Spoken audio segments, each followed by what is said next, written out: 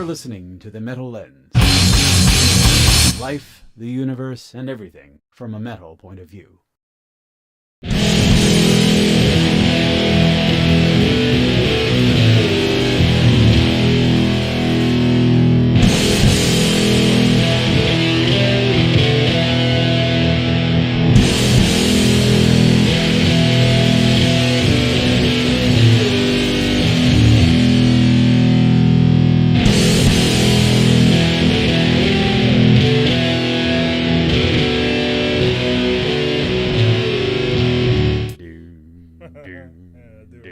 I guess I do know that.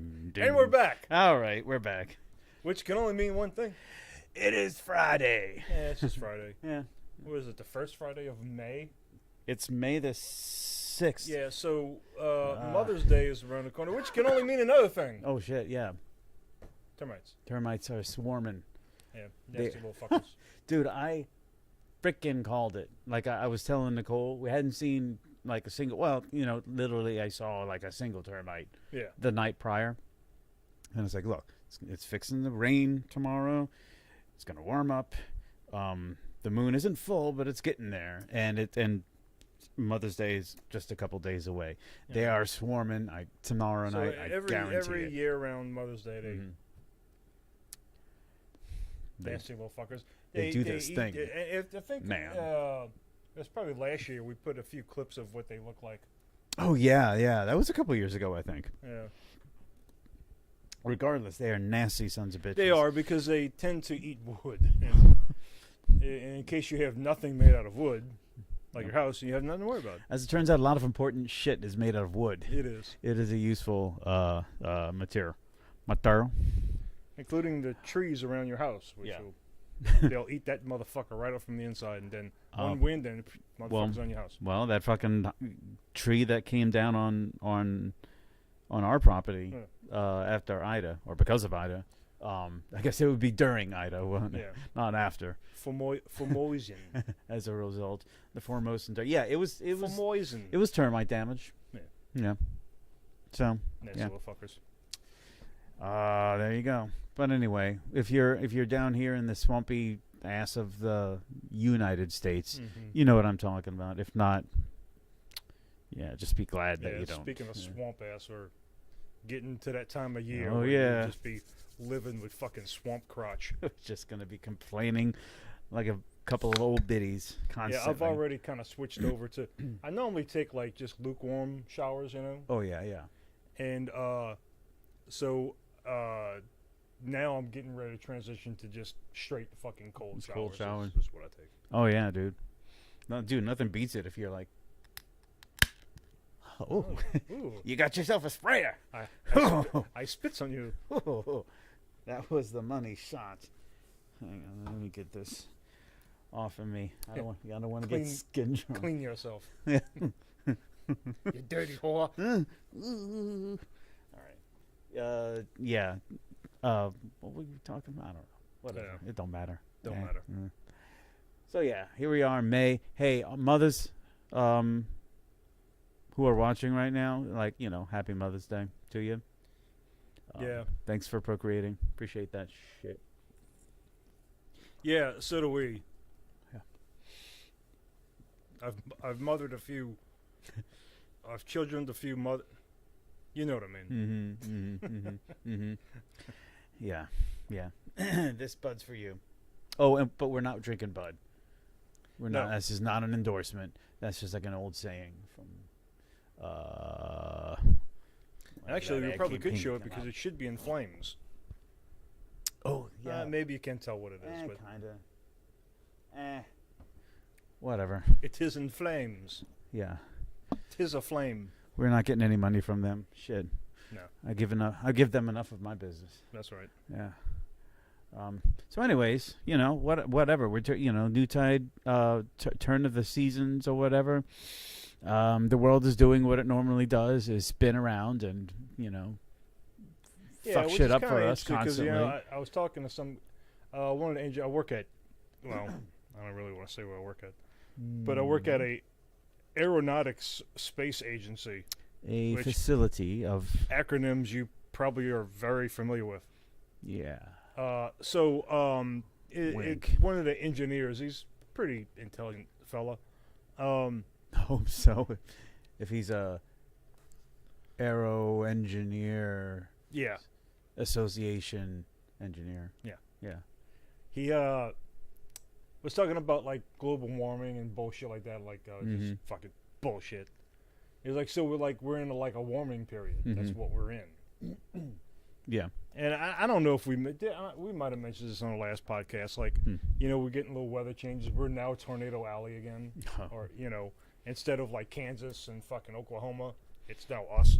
Well, it just kind of shifted over to. Yeah, which is great. Yeah, that's what Because we now need. we got More hurricanes storms. too. So. Well, you know what? I mean, we're asking for it, right? Yeah. So like, there's like a warming period. Like, there's like nothing we can do about it. And and a chance not to get too political, but because we don't like to do that. But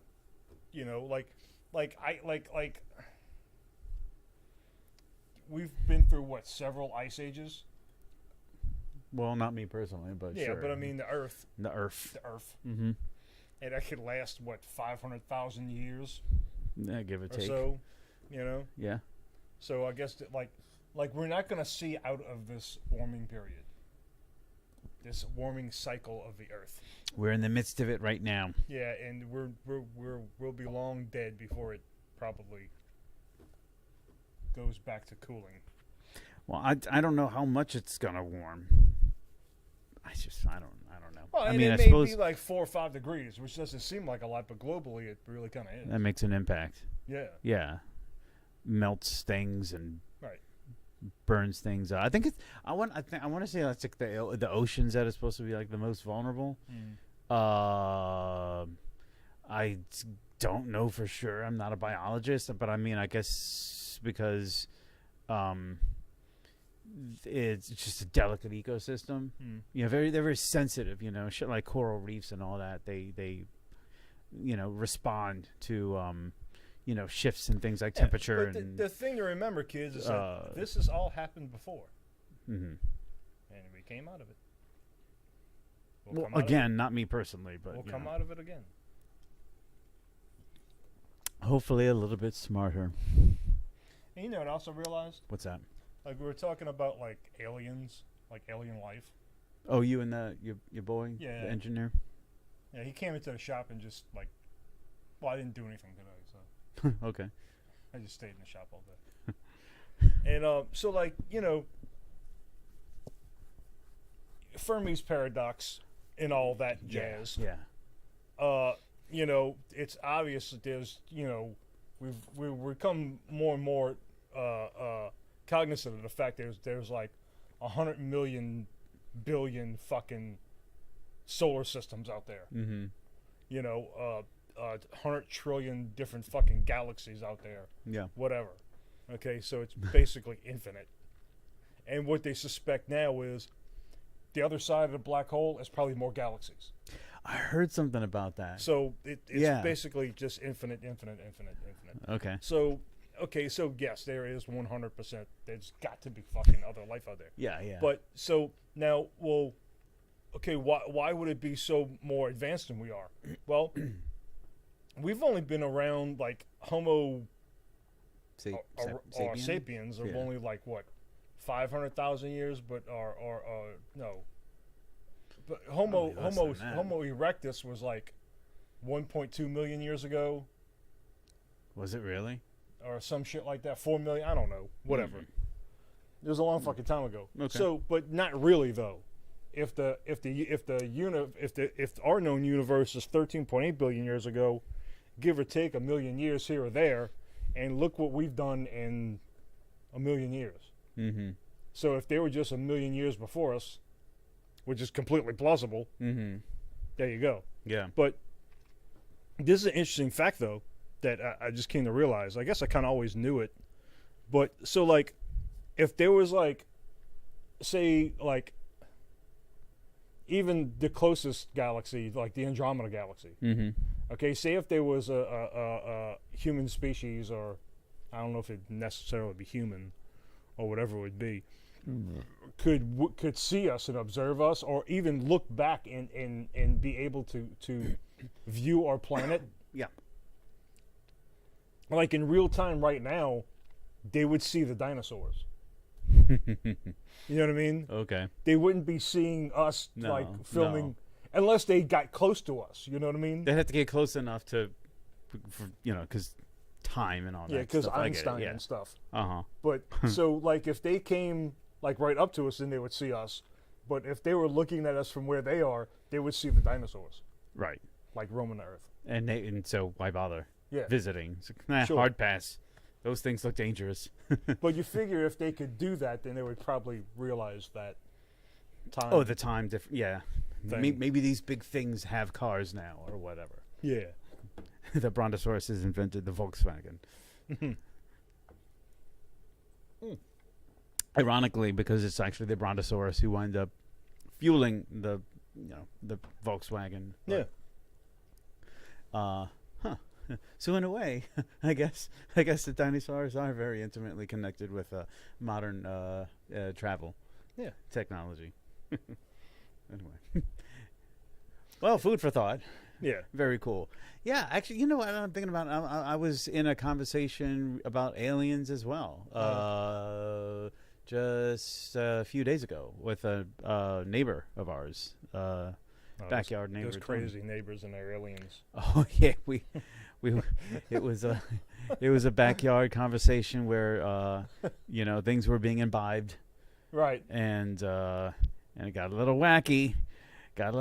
We had a little discussion about the possibilities of alien life. You know, I've been abducted by an alien. You don't say. Yeah. What was it that you remember that character? Happens every Tuesday around 4 o'clock. Oh shit. I'll keep an eye out. Is it Dennis or Randy Quaid? I can't remember. The guy from Independence Day. Remember he played the character Russell Case, I believe. Oh, that's Randy. That's Randy? Yeah. Okay. The crazy one. Yes, the one who's pretty much like banned from the United States and can't for doing some very bizarre shit. Extremely bizarre shit.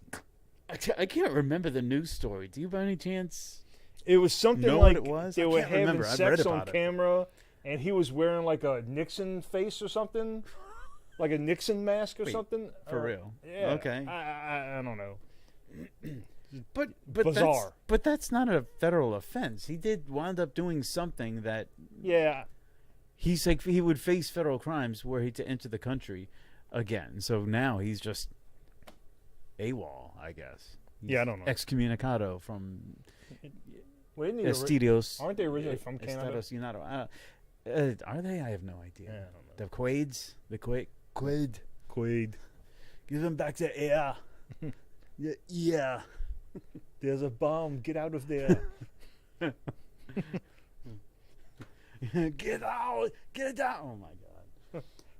You know what? Isn't he due for another movie soon, Schwarzenegger?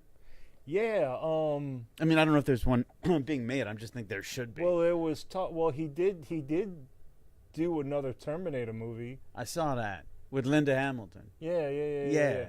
And there were always those talks of that Conan movie. But it's all fucked up in litigation because some fucking jackass douchebag owns the rights to it. It's always the rights. And it's always intellectual property. Yeah. And so unless he decides to do the right thing and give another Conan movie back to the people, he belongs to us. Give him back. Right, and he actually wrote those movies for Arnold, to be the old sided king that wears the crown of the troubled brow. But I don't think we'll ever see it, honestly. Not a Conan shirt right there? Yeah, this is a Conan shirt. You see? It's topical. This is how we keep it real here on the Metalheads. Yeah. So yeah, man, I don't know. I don't have any generic shit right now. We're just well, what about the fucking UFO, the neighbor? Oh, yeah. I mean, it was an extraordinary conversation. We kind of came to the mutual conclusion, though, that given the vast numbers, I mean, and the extremely unlikely. And so, speaking of the vastness, you know, like when we were like, say a couple of years ago, we were talking about like, you know, you would need, you know, light speed or light drives. Yeah. And Tesla's working on a light drive, by the way. But like hyperdrives and stuff like that, like you see in Star Wars, and okay, yeah, they hit the ludicrous speed. FTL. The stars go. Like FTL travel, yeah. Yeah. And that is actually what it would probably look like when you do it. But the thing is like, you know, like with Star Wars, you know, I gotta, you know, punch in the coordinates so we don't crash into a star or whatever. Yeah. Fall into a gravity well or whatnot. Yeah, well, and come to find out, they ran the simulations on that. And that really is highly so, like, just to give you a grasp on how expanse the universe really is, there's tons of shit in it. There's trillions of galaxies, and galaxies are made up of billions and billions of solar systems, with hundreds of trillions of stars, and there's a trillion of those in the universe, right? Yeah. But you know what, Troy? There's only one you. Yeah. Yeah, lucky. But given all of that stuff, it's so incredibly spread out that even if you kind of fucking warp sped around all over the fucking place, your probability of hitting something is almost next to nothing. Now, of course, you can. I mean, sure. But the probability of that is almost next to zero. Like, you can just travel through space in a straight line, and your probability of hitting anything is next to nothing. Dude, because shit is so spread out. The engineering that it would take, though, to... I'd be curious about the numbers, though. Like, all right, so now we're getting off. Yeah. Which is fine. So let's take, for example, Star Wars, right? Okay. So which was supposed to take place, Star Trek for that matter, just in one galaxy, right? But like different systems. So let me. So you got the sun. You've got the next star. I mean, you're having to pass. I mean, you'd have to go like solar. You're not passing like planets. You're passing solar systems, right? But to get to the whatever. Kuiper belt would, that would obviously present some problems. The what? The Kuiper belt. What? The what belt? The rocky asteroid belt. Okay. It's behind Mars. Okay. Gotcha. It's like a band of... My mic is sinking. The band of asteroids. All right. Yeah, but I mean, even something like a rogue planetoid, is gonna fuck up your day if you collide with it. Well, sure. You got to take those precautions that have to be there, but the probability of that actually happening is really slim to none. Okay. That just proves how big and vast, how spread out, yeah, everything is, and everything's supposedly getting. Because like even like the closest star to us is like Proxima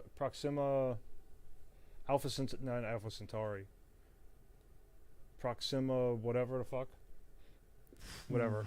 But that's like 7.2 light years away, and that's the closest star to us. Okay, meaning it takes 7 years for light to. Yeah. So I guess it really just comes down to like how much faster than light, because even if you're doing the speed of light, it would take 7 years to get there. So twice the speed of light, it would take 3.5. Yeah, and speed of the light is like, it's something stupid, like 600 million miles per second. That's pretty fast. That's pretty fast. No, you'd have to kind of do like realistically, we'd have to probably come up with some sort of like dune solution from sure where you're folding space. You're not actually going anywhere. You're just somehow manipulating space in such a way that you're just kind of going through a wrinkle, and you're not really traveling that quickly or that far a distance at all. You're just essentially teleporting from the outside, an outsider's perspective. Yeah, the spice is the key. Spice is the key. Yeah. So maybe if we took enough acid or weed or something, we can fucking bend space. Or DMT. Or DMT. Hey, you ever see that movie? Hey, speaking of which, now I'm thinking of like ayahuasca and DMT and all kinds of hallucinogens. Did you ever see that movie? Kind of obscure. Altered State. Oh no, I was thinking of Altered Carbon. No. No. Okay. So, what's his name? The Sepultura song. Altered State. No reaction. Trident Blast. I was thinking of that song. Now I'm way off on it. I was thinking of that song the other day. I was thinking of like the less popular songs. Less popular meaning like the one like Not Desperate Cry. That embryonic cells. That embryonic cells arise. Meaningless movements. That's one Meaningless movements. They're all great songs. They really are. But I was thinking of that one in particular because Subtraction. That's another one. That means it's a fucking perfect album. Yeah. Where was I? Oh yeah. What was his name? Not John Hurt, but is it William Hurt? Kind of boxy actor. I don't know. It's this movie about like this guy who experiments with like sensory deprivation tanks, and he was going. I think he was a psychologist. Man, it's been a while since I've seen that movie, but even if I just saw it yesterday, it's kind of hard to follow. It's a bit of an odd, weird, freaky flick. So I think he's a psychologist or maybe an anthropologist. I don't know. He goes out and he experiments with like not ayahuasca, basically the equivalent of the magic vine of the jungle, and he goes on these trips, and so he's kind of testing the limits of like sensation and perception of reality, and he's taking this stuff and he's experimenting, but like his like reality starts to warp, and he starts to become like weird worm thing. I can't even. It's dude. If it's like somewhere on Netflix or something, I don't think it is, but I mean, check it out. It's worth looking at. Altered State with William Hurt. It's like from the early '80s, maybe late '70s. I don't know. It's a very strange movie. Not a lot of people talk about it, I find, but I saw it and I was just it was a real mind fuck.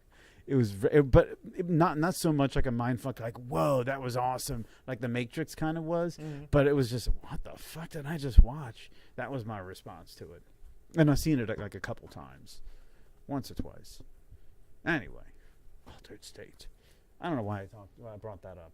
We're talking about whatever random. To the news. Oh yeah, sure. Let's go for it. The news. I gotta keep this at a little bit more of a handy location. There we go.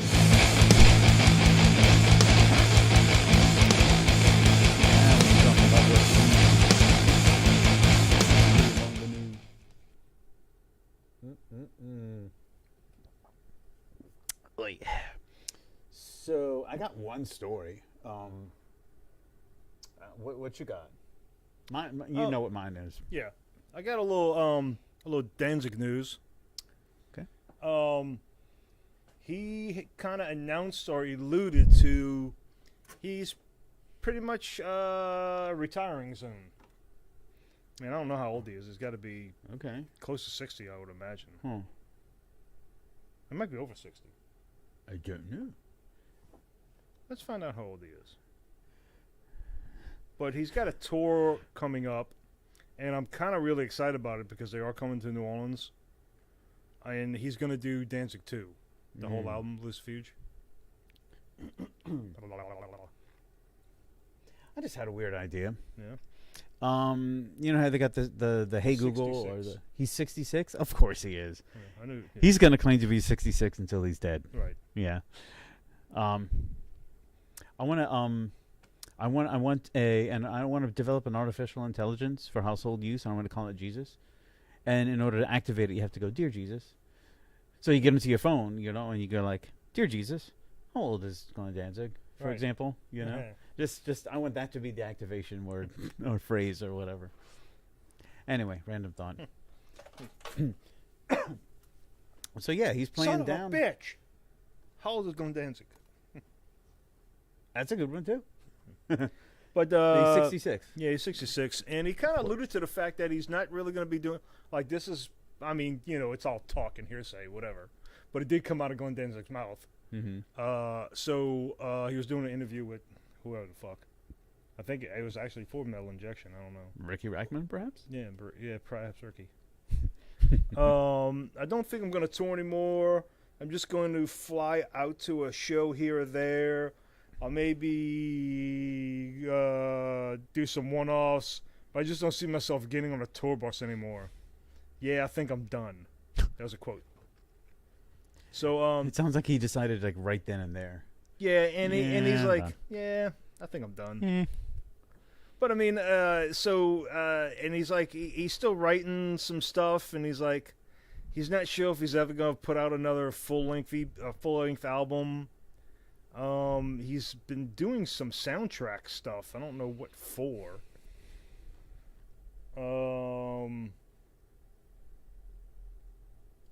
Is he Writing more soundtrack stuff? instrumentalist? Well, yeah, absolutely. He put out that dark aria, which was fantastic, really. Never. You played some of it for me before, but I don't. Wait, he does everything on that? Yeah. So like, yeah. Okay. It's like I might do an EP, or I might just record some songs and put them out for free on the internet. Sounds great. All right, sure. I'm down with that. But they are going to come to New Orleans, and he's going to... Oh, and let's see. He's actually working on a handful of movie scripts. Yeah, you know, it's like the most... It's the most horror flicky metal musicians who wind up... Like Rob Zombie did that shit, right? Well, and you he's know, still doing it, and Glenn was in The Prophecy, the third one, I think. Oh. Was the third one? I think it was the second one. Yeah, the second one. Yeah. Prophecy 2, yeah. Yeah. He played Azusa Zizzle. Yeah. Or whatever, Yeah. I don't know. Yeah, whoever. But yeah, I mean, I always pick up on the Danzig news because I'm a Danzig fan. He's a fan. I always have been. You're a fanatic. I kind of am. And let's see. The only other thing I got is this is kind of a weird thing. It almost made dumbass, but somebody else kind of swept it right from underneath his feet. So, like, we all know that Slayer is kind of... There's been a lot of covers or interpretations of Slayer songs, because I guess are mashups. Okay. Which I think the mashups are fantastic. Yeah. Especially the one with, was it Whammo? With This Christmas. This Christmas. Oh, Wham. Or maybe, was that George Michael? I don't know. Whatever. That was really good. Then there's the jazz version. Oh, yes. And it was all jazz. It was fantastic. It was great. It was great. But then, you know, and people fucking do it. They just got to take the shit too fucking far. So this fucking jackass's rapper Jarris Johnson, or whatever, entered the rock and metal world when he worked with Papa Roach. Great. But this is an actual cover. It's not like Slayer's not in it. It's a cover of Raining Blood. Okay. And it's all rappy and like it kind of reminds me of what fucking P. Diddy did to Kashmir. Oh, that wasn't very pleasant. And this isn't very pleasant either. It's pretty bad. Okay. Are you going to subject me to it, or? I guess so. Well, you don't have to. I mean, I'm not saying you ought to, but don't get it too loud. We're going to get a takedown notice. Yeah. I'm sure, but I mean, it's just ass fuckery. Jesus Christ, what is going on here? Oh, I believe we're experiencing technical difficulties. Oh well. Yes, too bad. Oh, we found it. Oh no, it's gonna play. All right.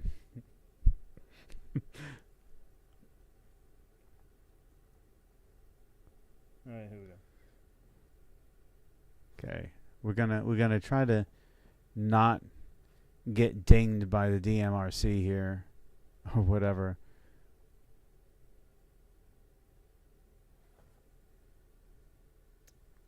Oh wait, hang on. Let me.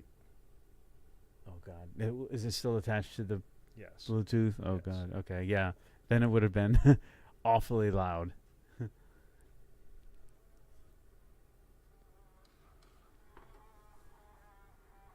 You're gonna love it. It's horrible. You can stop it now.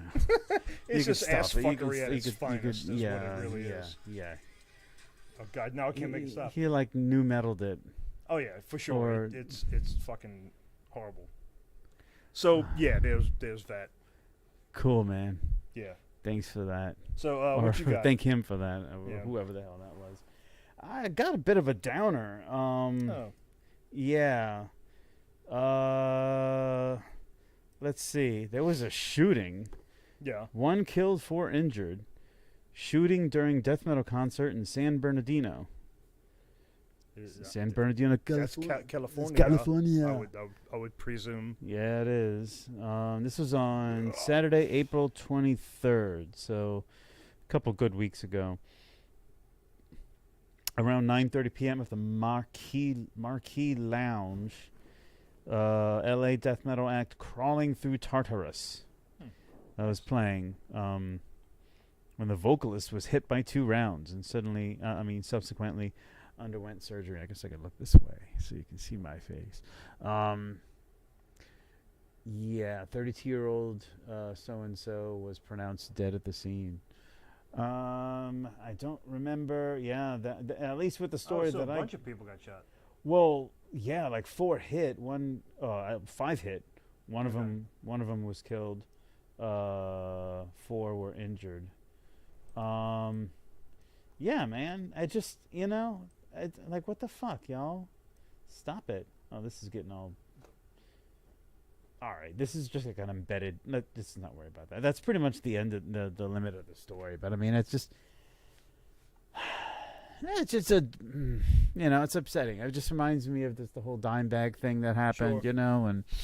and any kind of violence is,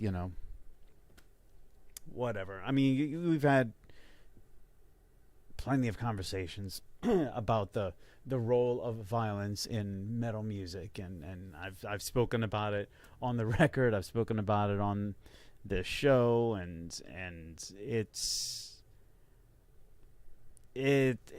there's no condoning, not officially, certainly not by us, but I mean, anybody who is actually violently motivated is there are exceptions to the rule. It fucking blows to see something like that happen at anywhere, but I mean, it's like, well, okay, cool, now it's well, and like it happens, and it doesn't sucks seem to like hear. it was like some kind of beef or anything. I don't know. Some dude just started opening fire in the goddamn And I mean, club. if you have a problem with it, just don't go. But I guess people have a problem with that nowadays. But the thing is, somebody gets they got a gun. They're all emboldened. They want to take, they feel they got a point to prove, and then they feel like that they're untouchable because they're armed. And yeah, for a moment they kind of are, and they wind up fucking up a whole bunch of people's lives. But I didn't catch what wound up happening to the shooter. Don't matter, guy's Right. dead. So, but yeah, I just saw that, and it's like, just a reminder. It's like, no one is Yeah, and I safe mean, it's from that kind of kinda, nonsense. I don't know. And I think it just constantly happens, but like it depends. It's funny how the news covers it and the stuff that you do hear, as opposed to probably a lot of stuff that you don't hear. Mm-hmm. Because I know like Dave Chappelle just got like fucking tackled on stage. Oh yeah, I heard about And then that. there was of course the Will Smith slap, which I think that was staged, but slap heard across the. I think that was all Whatever. bullshit. But that's You think whatever. so? I don't know. All I right, think that was whatever. all planned. Because lo and behold, Chris Rock is on a comedy special right now. Oh, well, that's pretty good timing. Yeah, great. Yeah. But yeah, but did you even know that, like, there's, like, people will say stupid shit like, man, I wish somebody would just go shoot that fucking president or this one or that one. Yeah. But we don't hear about that. But there's been many assassination attempts that we don't even know about. From all the presidents. From the Bushes, all the way down to today. Yeah. That we just don't fucking know about. And I guess that's probably part of the security that we don't know about each and every one. Well, I mean, I'm pretty sure like every year I hear some story about like, some, the FBI caught some nut like planning to bomb like the Capitol building or the White House or something. Gate at the fucking that kind of shit. Yeah. I mean, you hear about these stories, But I mean, apparently there's actual real life like fucking assassination attempts. It happened to Obama, it happened to Biden, it happened to the Bushes, it happened to Trump, and we'd never really fucking heard about it. Well, how do we hear about it then? I don't know. I think a lot of that has to do with national security. Okay. Like they don't want that out all the time. I suppose. I mean, because it might, oh yeah, that's right. Well, fuck, he didn't do it. I'll make sure I do it for real, or you know what I mean. I don't know whatever their thinking is behind that. Right. But I'm sure it's something along those lines. Man, it might not be a good. You might be putting the Secret Service at a heightened risk if you let that information out all the time. I guess, in the interest of national security, the people who are in charge of responding to that kind of thing and releasing the information, right, don't want to let it be known how particularly vulnerable they were in that particular situation. Sure, and and that's probably a good thing. No one wants to say like, "Oh, this guy, he tried to kill the president. He almost made it, and this is exactly how he did it." You know? Right. So, okay, well, so all you have to do out there, general public, tweak that a is little overcome bit. this barrier. It's like a fucking hacking challenge, It's like, okay, that didn't work, right? Okay, so they're ready for that. Well. Oh Christ, yeah. Oh, excuse me. My God, the news must be boring. Whatcha Spinnin? Oh, excellent question. I'm a little slow on that. You know what? I really got to just get my phone and use the phone.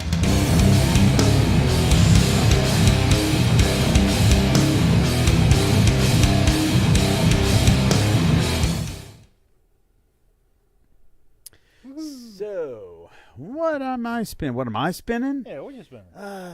So I mentioned Jacob. I was listening to Jacob lately. Yeah, otherwise known as Jacob. Jacob, if you don't know, is sort of like a, whatever you call it, like a post-metal, kind of an instrumental. They're more rock than anything. They just happen to use distorted guitars at certain parts of their music. It's a three-piece from New Zealand. They're really mellow. Jason kind of actually exposed me to them. Well, maybe he exposed himself. I don't remember. Someone was definitely exposed. A lot of drinking that night. But Jacob, Jakob, they got a few LPs out. It's just kind of like laid-back, chill music is what it is, You just kind of, no vocals, so you can just kind of let it kind of happen in the background, and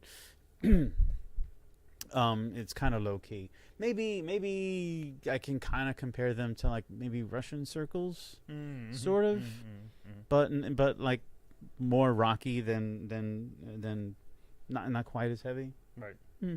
It's good. It's worth checking out. If you want to kind of mellow out with something a little different, something a little proggy. It's not very technical. Kind of slow. Yeah, for that type of stuff, I'll just listen to Yob intros. That'll probably occupy all my free ambient time.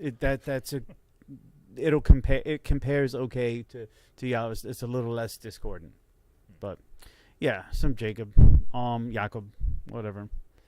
I was telling you earlier, I've been listening to the Police, busting out the old Gordon Sumner. I'm a big Sting fan myself.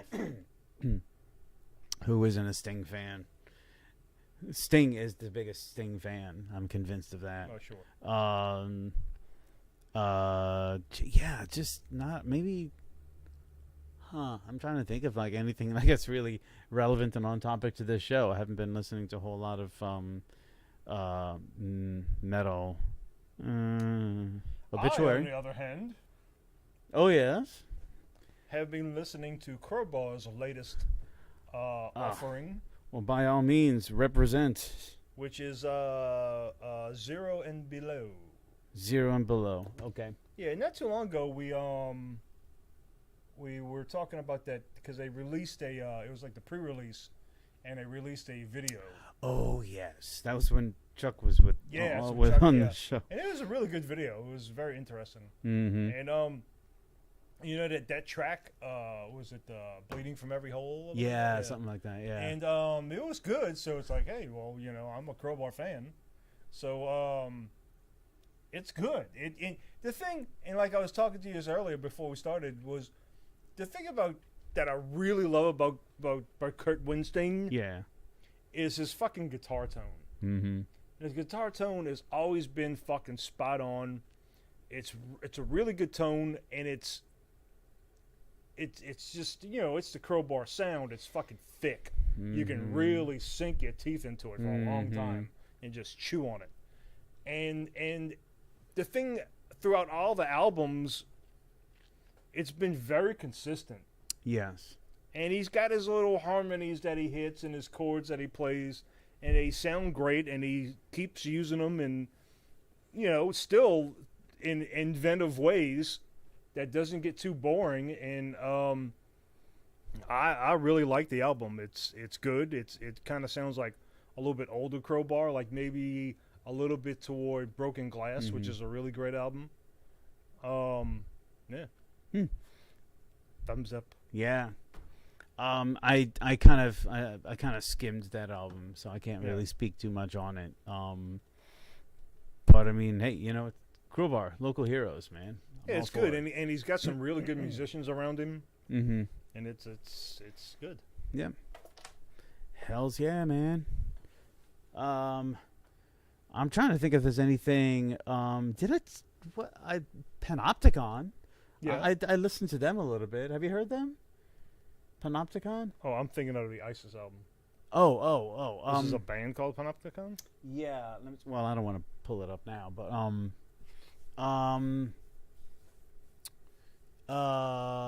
essentially black metal, I guess. It's you know we're getting back to that thing how, like, you know, we observed that, like, black metal, you can kind of fuse it with other things, and it's just got, it's a black metal as a genre, generally speaking, has just like a high tolerance for experimentation and blending and fusing with other genres. For sure. And there's been a few, like Imperialist was See one. if I can pull up that album. Thrones, Wolves in the Throne Room, was more of a death metal-y, traditional death metal-y take on black metal, and I've really been enjoying the different takes on black metal, and some of them are really, really good. Yeah. Imperialist is kind of like it's more death metal too, but it's like a sci-fi. Like everything is like space and cosmos related, which is kind of cool. It's kind of themed a little bit, which I do enjoy a good theme.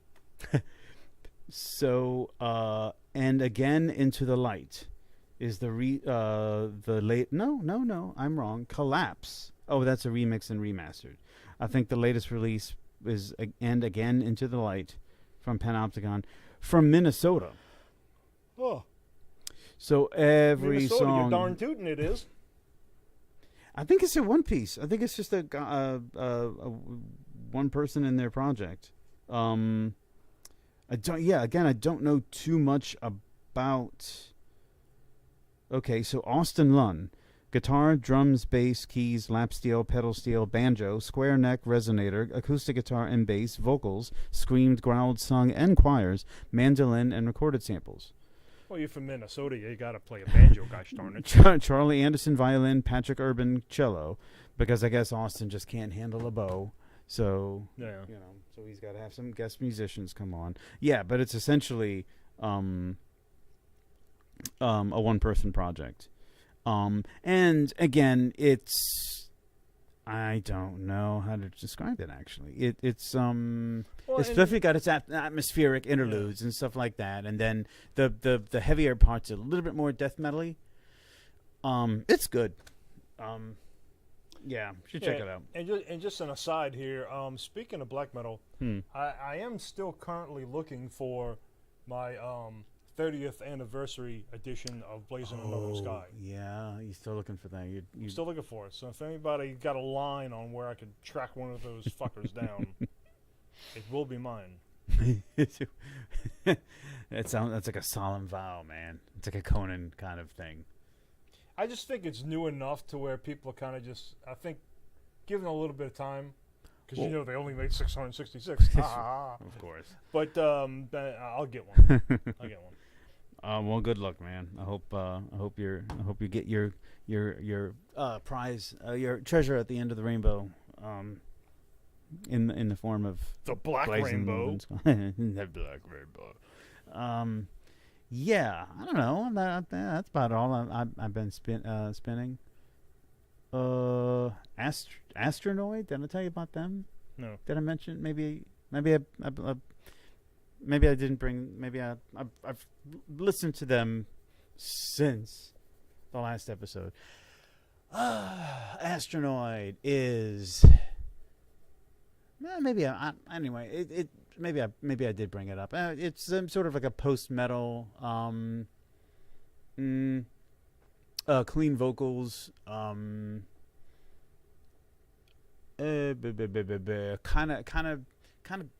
of going in the direction of ISIS, but that's not really the best way to describe them. I don't know. You'd have to hear it. It's different. It's probably not everybody's cup of tea. I can see people being like, that's not really. We'll play it after the show. I'll check it. It's cool. I think it's okay. It's something to just kind of break up the, Count of a Corpse, Morbid Angel, Deicide, Count of a Corpse, the monotony. We always bring that up about the cup of tea thing. Oh, because you remember we weren't. Was it Relapse? Or was it Roadrunner? In what context? When we sent the press kit to Relapse, I think it was. Oh. It might have been Metal Blade or Roadrunner because... It might have been Roadrunner. Yeah. I want to say it was Relapse, though. I don't know. Oh, okay. Whatever. But we sent the press kit in our youth, grinding out the death metal. And that was... And it was kind of cool because Relapse actually listened, apparently, or maybe it was just a standard letter that they fucking sent out to everybody from all the shit that they got at the time. Uh-huh. But those of, I guess it was the late 90s or mid to late 90s. Yeah. And I remember what you're. And that's what they said that we weren't their cup of tea. Yes. Okay. Which is unfortunate because I believe that our band, which was called Cup of Tea, was the future of metal. But no. Thanks, Relapse Roadrunner, who the hell you were. You squashed us before we even got started. Yeah. We were heartbroken. Yeah, the cup of tea that never was. Yeah. That's all I'm spinning, buddy. Album of the week. Album of the week.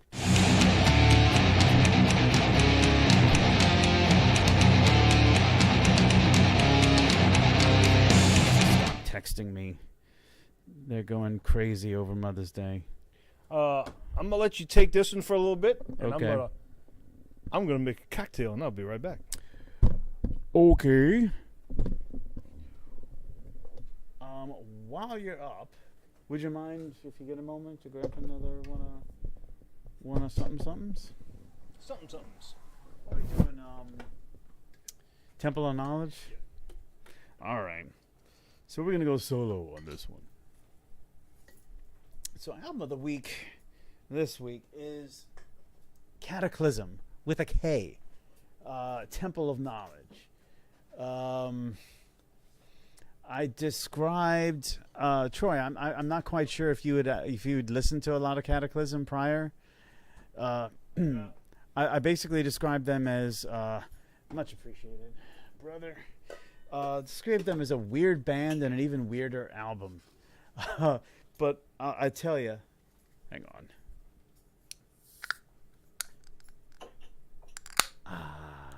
Oh, Margarita Bill. This one is strange. I mean, it's good. It's a really good album. I think it's 9 tracks. I guess I should have looked this up before I opened my big mouth, but I think it's 9 tracks. I really should do my research. They're divided into like 3 3 sections.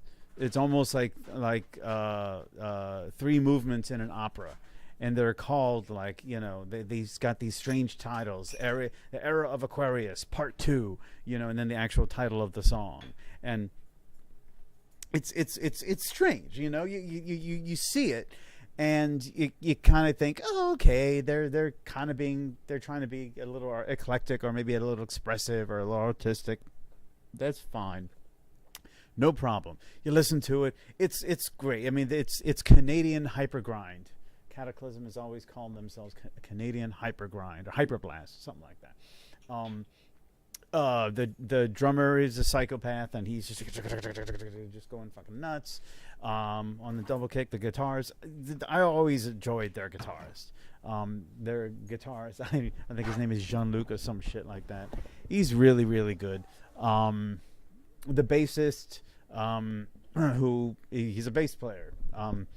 No offense, but he's a bass player. He just kind of stands around in the background. He doesn't jump out and do anything. Yeah, we tend to do that. Yeah, but back to him in a moment. And then there's the vocalist. Yeah, Sylvain Hod. I don't know how the hell you're supposed to pronounce this guy's name. Sylvain. This is his first name. Remember, they're Canadian, so it's like French Canadian. Houde. Howd. I don't know. It's maybe it's French. Maybe he just made it up. I don't know. Hard to tell. But he's kind of crazy, in the way that he delivers his vocals. We're going to have to go back and listen to some of the finer tracks on this album.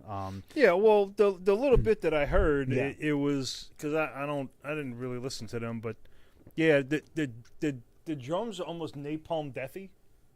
Okay, kind of, and the vocals were crazy. A lot of blasting. I mean, it's just, a lot of blast.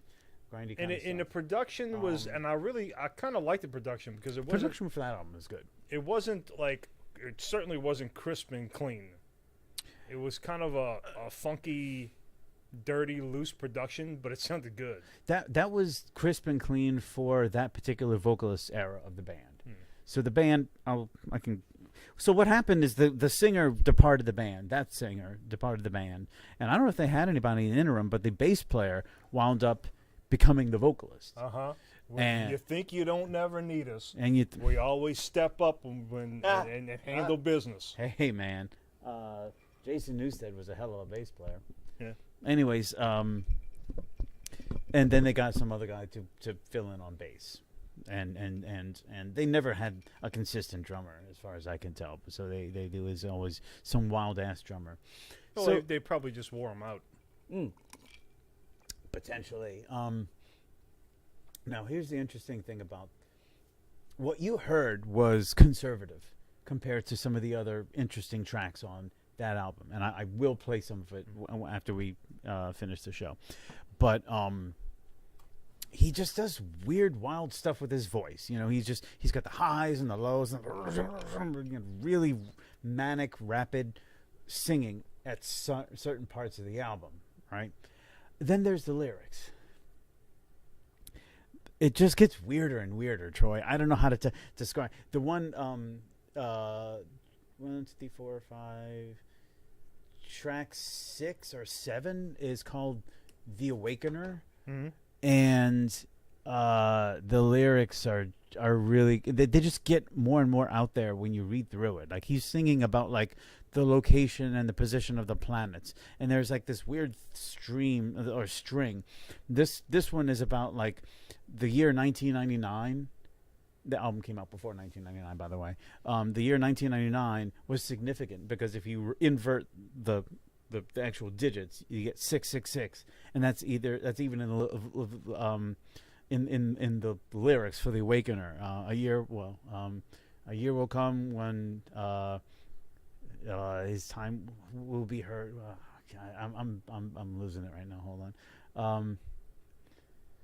The Awakener 666 is first. You know, it kind of sounds like the like Ted Kaczynski kind of stuff. You know, he's reading way too much into numerological shit. You know, and then the track after that is about like the observation of planets in the solar system and how the creation of the Earth was because of like gases coming off of the planets, which was, I think he's kind of alluding to that there was intelligence, you know, making that happen.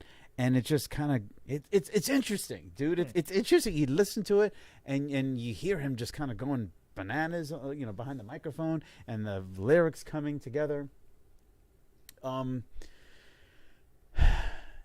After that album, I kind of dropped interest. You know, the music became the music changed, and it wasn't that good. They got a new drummer. The production quality went up, which actually was kind of a bad move in my opinion. Yeah. Because I like the production the way it was. It was kind of, it was kind of a dirty, funky production, but it like fit what they were doing. Overall, it became less chaotic, and I think they lost it. You know.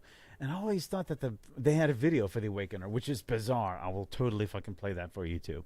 I was curious what happened to this singer. Apparently, he went off and became a DJ, and turns out he's got schizophrenia. I said it was nuts, and those schizophrenic DJs kind of was literally nuts. I mean, you know, he had schizophrenia.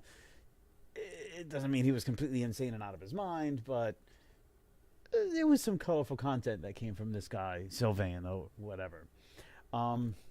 I still listen to it, man. It's inspirational. It's weird. It's an interesting trip into the limits of perception, I guess. Yeah, the freedom of altered perception. That I guess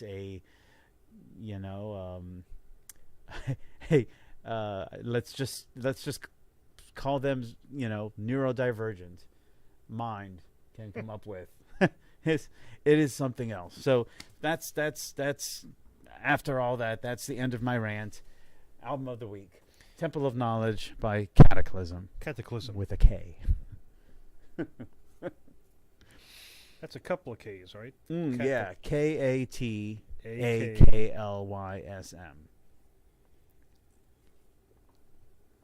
I'm surprised it's an S instead of like a Z or something, but... Well, no, there is a band that has a Z, but that's a totally different thing. Really? Yeah.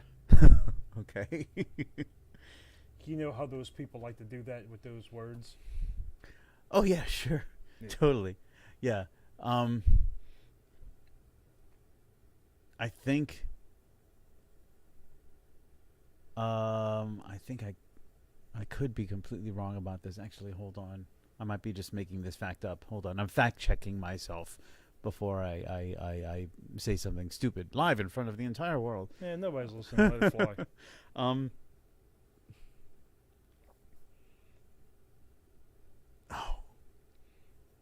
Didn't Spinal Tap... Okay, so this is what I was thinking. Didn't Spinal Tap put like those umlauts over a couple of the letters in their name? Spinal Tap? I'm pretty sure they did. Yeah. And they did that to just kind of like, take advantage of over the fact that was a thing in the 80s for whatever reason, you know, like Motley Crue did that, and somebody else did that. I can't remember who the hell else did that, but they just decided to spice up and make their logo or their name Just a little edgier. It was over the N. It was over the N. What? It's Yeah. over the N. Yeah. So it's like Spinel. I don't know. Well, if it was a tilde in Spanish, that would be Español. Spaniel. Spaniel tap. Yeah. Umlaut over a consonant, I think, is pretty meaningless, actually. Yeah. So, yeah. I'm surprised Anvil didn't do something like that, actually. Yeah. But yeah, I don't know what that is or why bands did that, but it definitely was a thing. We should start a band, and we should do that, man. Let's call it like Sewing Machine, and just spell it in the stupidest way, and have the umlaut over the W. What W? Aha! Because the way I'm picturing it, it's going to be like SEAUXIN apostrophe, but 2 dots over the I's. Right. No, 3 dots over the I's. Yeah, more dots. Machine. God. Well, it would be the Spanish machine. Machine? Machine. my sewing machine. What is it the people in your town really do well? We can sew. There it is. They can sew. Sewing. You shot the invisible swordsman. A little bit of trivia. Or, I mean, I'm pretty sure it's trivia. This is an observation. I never got any confirmation. You ever saw The Man with Two Brains? No. That sounds familiar. Maybe I can. Wait. Steve Martin. Oh, yeah. Man with Two Brains. Yeah. He's a doctor. He's a brain surgeon. And Yeah. His character's name is Dr. Hafar. Hufurrur or something like that. And that was his magical words. Yeah. And Harley, Hafar. And his character in The Amigos. The shoot. Dusty Bottoms, or maybe that was Chevy Chase. Yeah, Dusty Bottoms. Yeah. Anyways. Interesting shit. The movies from the 80s, man. Look, I got a special place in my heart for that shit, you know? They were narrow-sided. They were probably sexist, but damn, they were funny. The whole plethora exchange. Oh. What is a plethora? Why a couple? I was just wondering if you know what it means to have a plethora. Because I would hate to have one of my men use the word plethora to me and then find out that he doesn't know what it means to have a plethora. I went to Jefe, once again, can it be that you're mad at something else and taking it out on me? Taking it out on me. Could it be that you're turning 50 today? No. Why don't you just take her? You want the cattle, you take the cattle. You want a woman. No, the way he sounds, he just makes it sound so dirty. You take the woman. Why don't you just take her? She is like a flower. She must open her petals. When do you think Carmen will open her petals to you? Tonight. Or I will kill her. El guapo. I believe that means the handsome. En español. Happy Cinco de Mayo. It's a sweater! Dude, that was great. That was a great fucking movie. It really was. Oh, my God. Speaking of Cinco de Mayo. Yeah. Yeah, you do anything for Cinco de Mayo? It was yesterday. We went to a microbrewery and just ate the furthest thing from Mexican food. We just wanted to go out and... Yeah, I don't really like Mexican food. I think they make that shit with their feet. That's just how I feel about it. You know what Mexican food I like? I like El Paso, the little packets that you make at home at yourself, like Taco Tuesday. It's like, the little kits that you buy at the grocery store. Yeah. Which has absolutely nothing to do with real Mexican food. Well, there's this place that Oh, and Chapatulas? I don't know. I like Mexican food, like real Mexican tacos. Well, this are is really good. But this like, is supposed to be like Mexican street food. I like just they think, got, I just think it's America's interpretation of Mexican food is really bad, and I don't like it. it's really heavy, sweet tomato based red sauce. It all tastes the same to me. Yeah, I mean, And it they kinda, put that sauce and cheese on everything, and it Yeah. all just tastes like that.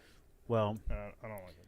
we should go there. There is. I'm debating whether I should mention their name. I don't know if that's like. I mean, we're not gonna get in trouble or anything, but I mean, it's free promotion on their end. But then again,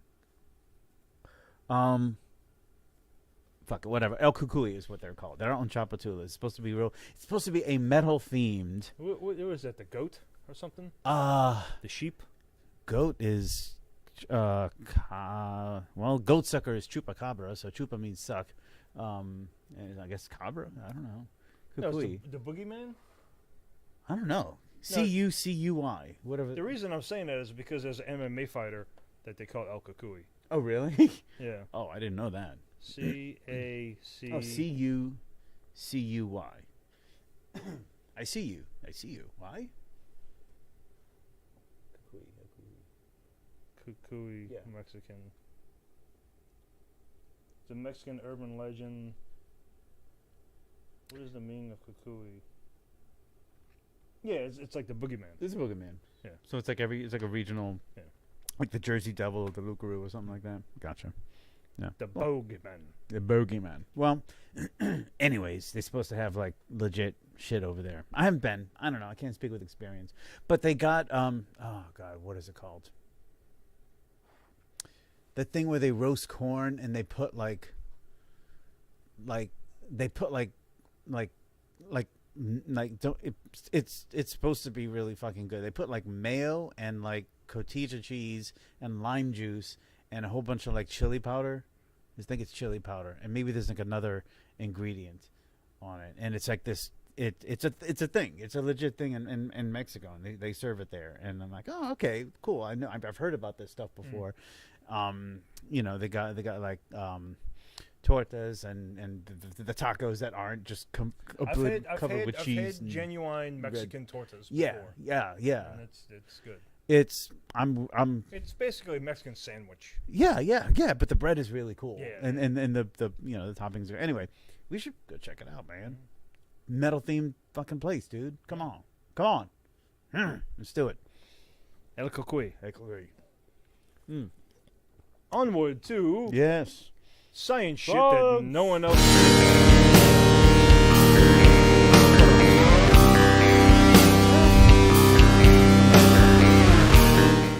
Somebody somewhere. So I'm just gonna go ahead and just read you this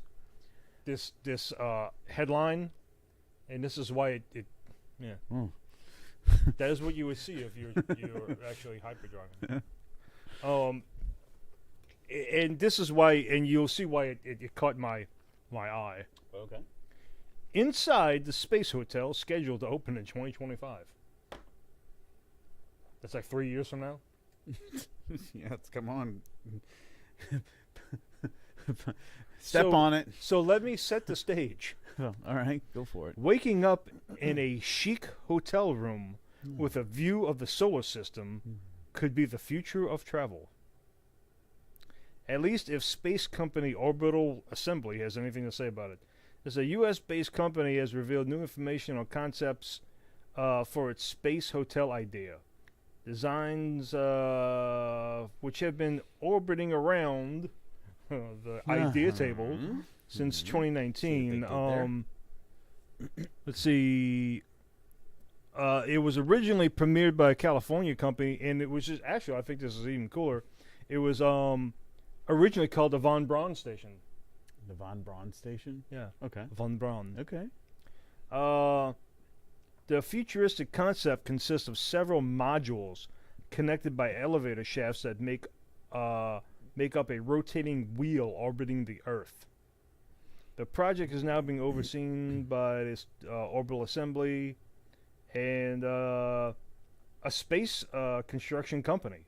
Like they're like starting to mock this up. Okay. They're aiming to launch not one but 2 space stations with tourist accommodations.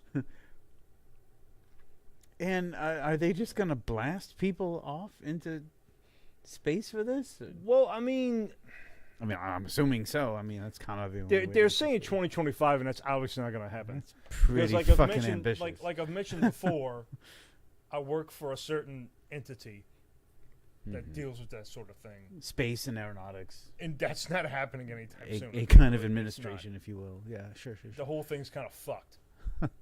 Bowen's got it just fucked to hell. But then you look at Jeff Bezos and fucking Elon Musk with returnable fucking rockets and shit and everything else. It's probably not that far off. I don't think it's as soon as 2025. But, and they just had a fucker, well, this wasn't that long ago. Jeff Bezos just went to the outer atmosphere, the stratosphere, and came back down. Fuck, they hit this dude from fucking Red Bull promotion that fucking jumped out of a hot air balloon, like right at the fucking outer stratosphere, the edge of space. Yeah, kind of thing, like literally, like they were that. Like he was in a spacesuit and jumped out. And he made it. Red Bull makes it way.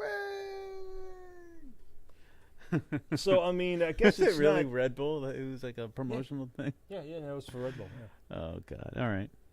I think Red Bull funded it. Oh. But it could accommodate up to like 400 people. Okay, now it's saying 2027. But whatever. The HTML is updating itself as you're looking at the thing. 28, 29. Oh, it's like a business park. The home office to offices as well as tourists. And I mean, so like, and I mean, so like, a galactic, well, not a galactic, that'd be stupid, but like a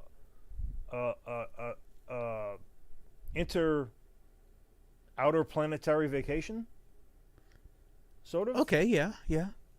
William Shatner went to fucking space. He did. I forgot about that. And he's like fucking 80. He's up there, man. And I mean, so it's not that far off. It sounds a little silly, of course. Yeah. But it's really not that far off. It's just that space travel is so fucking difficult for us right now, and it consumes so much stuff. Yeah. Like, it just takes so much mass and so much fuel. Not to mention all the precautions that you gotta take. Sure. You know? And I mean, we're just like these little fucking. Let's get real about this. This wrapped is in a balloon, trying this is to something get strictly for the ultra elite. Of course, yes. And of course, there's been movies about this too. There's like Altered Carbon was one we mentioned, and so like the upper elite of society lives up in the clouds and space stations, and all the fucking garbage low class lives on Earth. Yeah. Dirty little Earth. Oh, sure. So maybe it's a precursor to that. But everything's got to start somewhere. That was the premise for. There was a movie with Jodie Foster too. Yeah. Was it Elysium? I think. Yeah. Some shit like that. Did you ever hear the theory? Well, that was that fucking. It was also what was it? That James Cameron movie. Alita, the fucking robot. Fucking that animated thing. Wait, what? Yeah, that was like that too. Oh wait, what was that? James Cameron, robot? Yeah, Alita the Battle Angel or something. Oh Jesus, I don't know. I've never heard that. Yeah. Huh? I saw it. It was okay. Okay. Oh, I was gonna ask you. Did you ever hear that theory about the Jetsons and the Flintstones?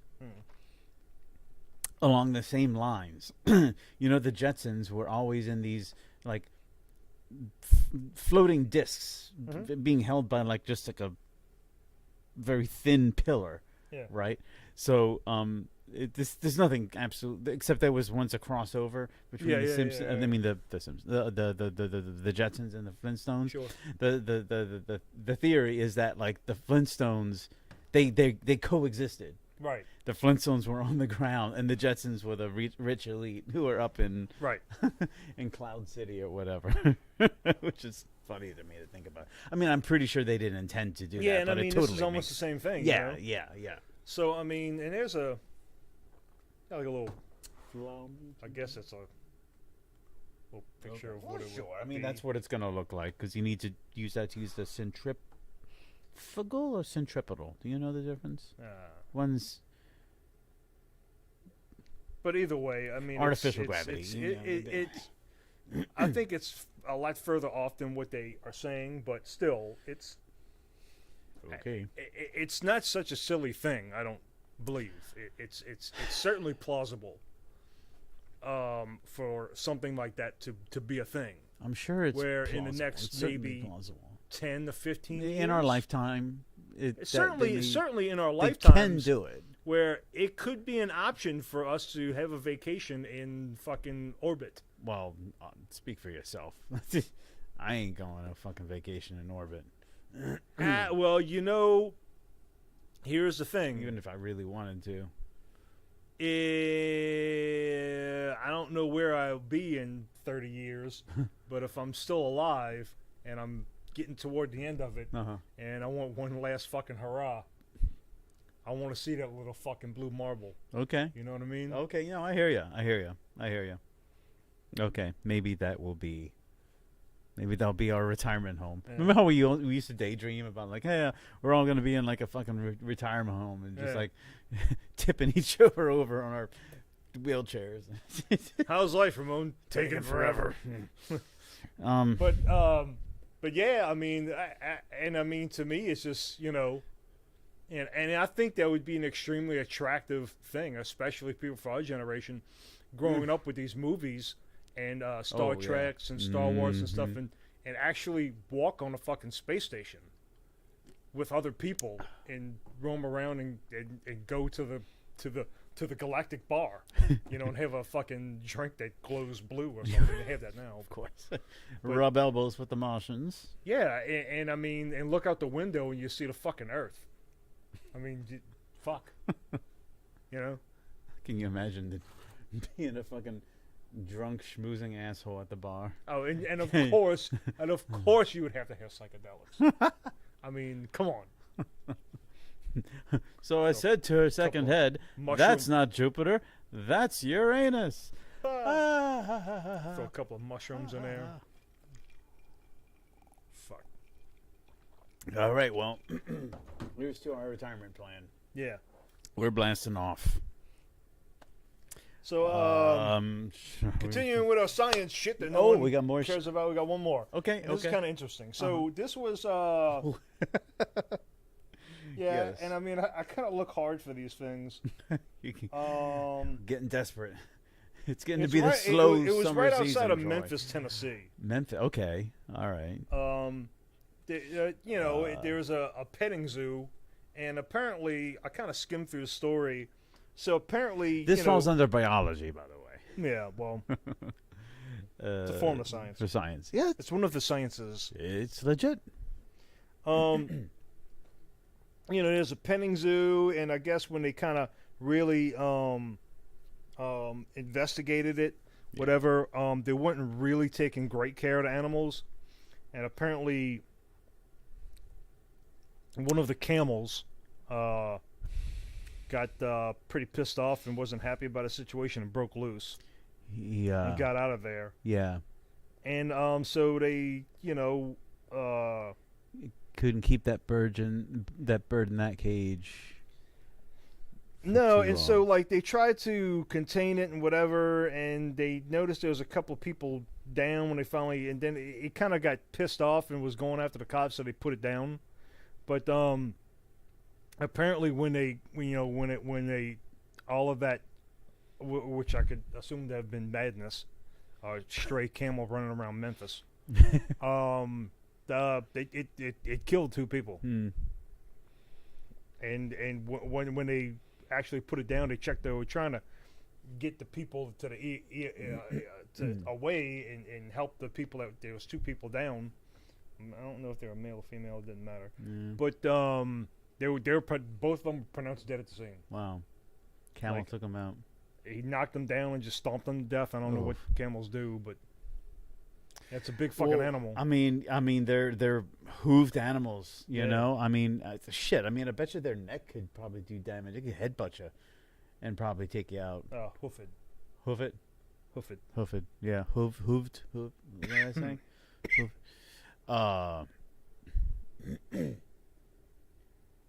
I mean, a deer will take you down. Really. I mean, a deer will fuck you up. You know, those just wild, you know, tough, gamey, muscle and tendons, man. You know, camels aren't really that far departed from, you know, any of the. I'm sure there's a classification. They're not normally aggressive, and I mean, the males tend to be during mating season, but I think that's in the winter. I think he was just pissed off. I mean, yeah. Oh, let's see. A mistreated camel is a dangerous camel. Oh, here we go. The man was reportedly feeding the camel when it repeatedly bit the man's face and neck. Shit, dude. Okay, this is earlier. What? This is earlier, before it broke loose. Oh. This is one of the caretakers. Oh, I see.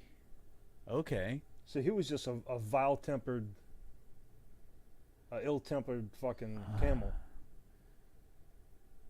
Wow. All right, well. They don't really say exactly how the 2 people were killed, but I'm assuming they were stomped to death.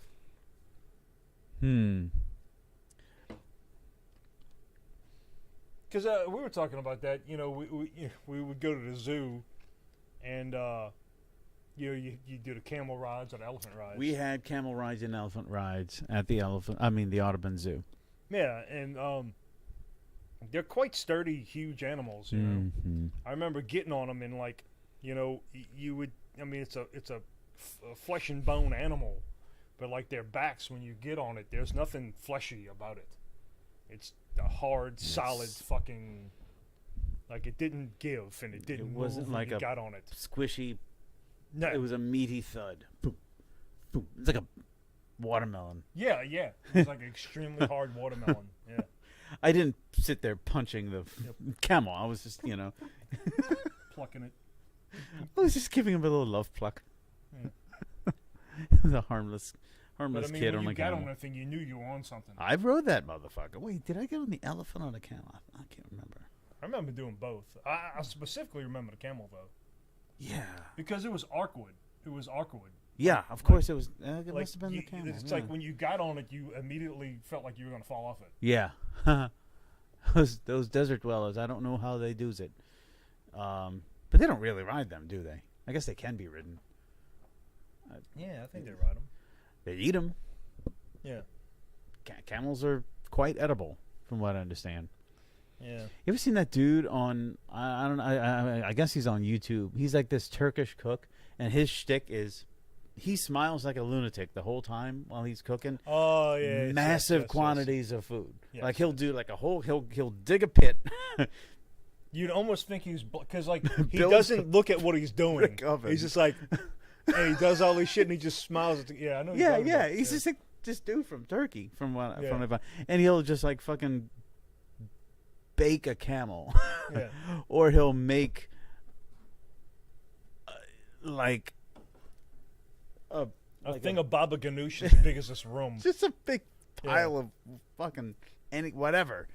On like a paella pan or something ridiculous. I've seen him do all kinds of shit. It's really wild to see, especially because he's grinning like a madman. Yeah, and he's not looking at what he's doing. No, he's just staring into at the camera. It's really, really strange. But I seen him cook a camel once. Lowered it into this like fucking brick oven or something. Yeah. Very, very, very crazy. The fucking internet is a strange thing. Yeah. As evidenced by, We good with science? Yep. That's all I got. Shall we move on to the... We shall. And I got a good one. Oh, boy. I am Yeah,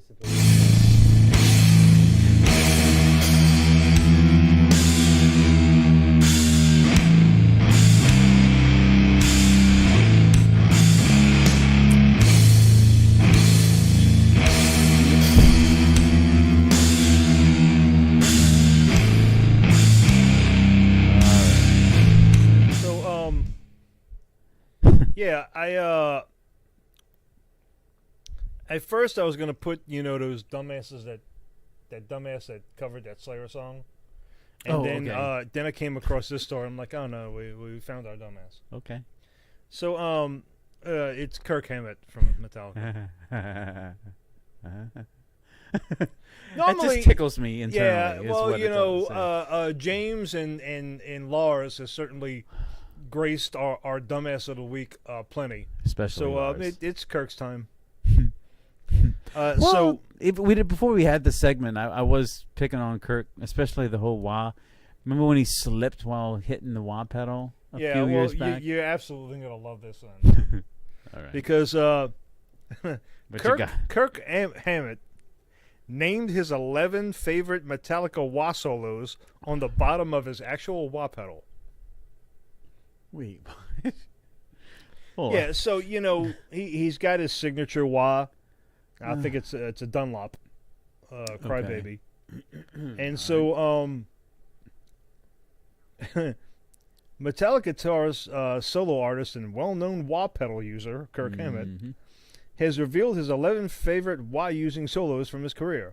The kicker here is that Hammett didn't reveal his favorites to any press outlet, but instead printed them on the bottom of his new Jim Dunlop signature wah pedal. So when you buy a Kirk Hammett signature Dunlop wah pedal, yeah, which is, I'm gonna guess it's identical to a Dunlop wah Crybaby. Sure. Plus $150 or something. Yeah. Well, on the back plate, printed on the pedal itself. On the back plate. Wow. Okay. Do you even give the fuck to what their songs are? No. Well, guess what? Here they come. Number one is No Remorse, which is surprising to me, but it's that one. Number two is Fight Fire with Fire. Number three is Battery. Number four is Injustice for All. Number five is In the Same Man. And then after that, I don't recognize any of these fucking songs. Until It Sleeps, I guess that came off of Load. Memory Remains off of Reload. The Outlaw Torn S&M. Oh, that's that. Yeah, you remember that fucking... That orchestral thing? Yeah. Sure. Turn the Page from Garage Days. Shoot Me Again. And you could shoot me in the fucking head again for reading this. Sane Anger. And the end of the line for, yeah. So, I mean, like, it's so important that, I'm not going to release this to the press, but you'll just find out if you buy my signature wah pedal what my favorite. Well, we just spoiled it for a whole bunch of would-be signature wah pedal. Well, I mean, apparently the wah pedal is out. Yeah, so but I mean... It's not a secret anymore because the wah pedal's available to buy. But he's acting like the only way to find out is to buy his stupid pedal. Well, initially, I guess. Right. I guess now he knows that the wah pedal is out for sale, so everybody knows what they are now. All right. So, whatever. I think... Oh, here you go. That's what it looks like. Okay, so that's what it looks like. What is it like? It's engraved on the bottom. Nah, it's just fucking printed on the printed back. on it. It's just printed on the back plate. It's not even etched in fucking gold. Oh, what does that say? What does that say? I bought my first Crybaby before we recorded Kill 'Em All, and I've been stepping on one to kickstart my playing ever since. It's a huge part of my sound, and it never lets me down. Kirk Hammett. It's a huge part of my sound, and it never lets me down, man. It's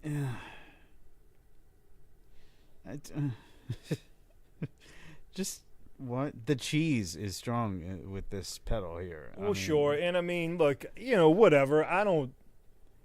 Look, I really like, and actually, a lot of the solos on, especially in Justice for All, I really like. Mm-hmm. And I think Kirk did a fucking great job on that album.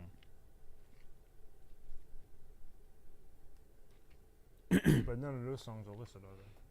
Or Injustice for All? Injustice for All. And, well, no, that's it, huh? Yeah.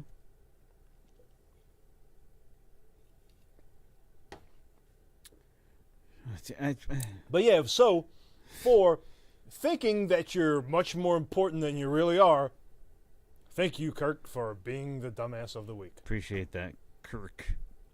Kirk Hammett. Cheers, you dumbass. Thanks, Kirk. I mean, this statement is actually what bothers me the most. This little quote. I doubt he wrote that. I seriously doubt that. I mean, it feels like it went through a couple rewrites. Sure. You know what I mean? Like, no, man, make it more rock and roll, please. Said the fucking 250 pound balding record producer type guy floating around in his pool, as he snorted his third line of coke off of his, a 19-year-old secretary's hits or whatever. Yeah. And he's like, no, can we say Kickstart? I really like that song from Motley Crue. Yeah, and make the end rhyme.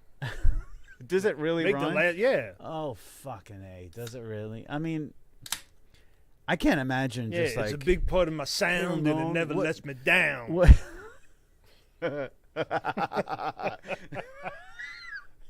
What a dumbass. Can you imagine if we... if we were, playing like just like serious, like not serious music. I know if we were just like we're playing in a band, and somebody comes up to us, it's like, hey man, how do you get your signature sound? And one of us were to say something stupid like, well, I just slam on my XD Model 14, blah blah blah blah blah. It really kicks the cat's ass, or something fucking. It's just, oh god, it's so cringy, man. It's like, dude, it just gets worse and worse the more I think about it. Well, it's almost as douchebaggery as going, if somebody asked you the same question and you went, that's proprietary information, bro. Yeah, right. You trying to copy my sound, bro? My sound is my life, bro. It's my voice. It's my life voice. It's my voice. That's my expression, man. You're gonna steal my soul, brah. It's a fucking. I remember. The bulk of my later sound was a fucking rat pedal and a pog. Dude, okay, so I remember. There you go. You got the secret. Yeah, right. Secret's out. Your identity has just been fucking compromised completely. Well, you remember in way back, all the shows we played and all the bands that would come through from whatever. Yeah. And some of the like a little bit more important bands or touring bands, they would like put a towel over their pedal board so nobody could see what they were using. It's like, oh fuck me, dude.